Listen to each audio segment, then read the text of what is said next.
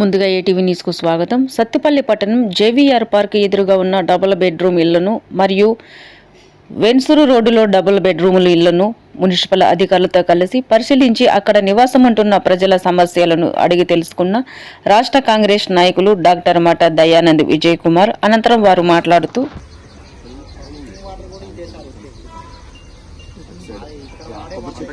పంటకాలు అక్కడి నుంచి వెళ్ళి మన యూందా షోరూమ్ పక్కన అక్కడి నుంచి అటు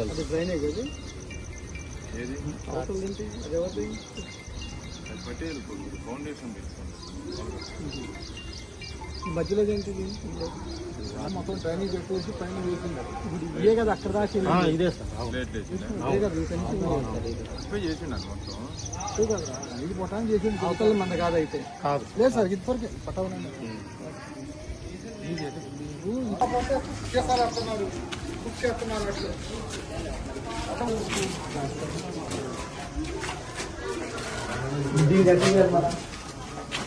ఇక్కడనే ఆడుకున్నాం సార్.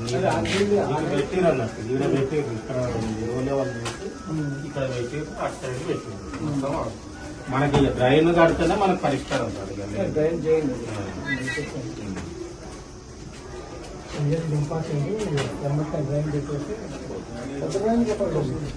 ఇప్పుడు పెట్టేస్తాం సార్. 3 అడుగులు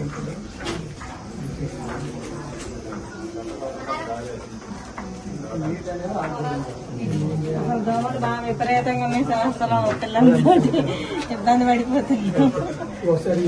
హైట్ లేకపోవడానికి వాళ్ళ ముండం మీద ఏంటంటే సరిపోదు. ఎస్టిమేటెడ్లకి డబుల్ బెడ్రూమ్ పెట్టారు కదా, దాంట్లోనే చేయాల్సి వచ్చింది.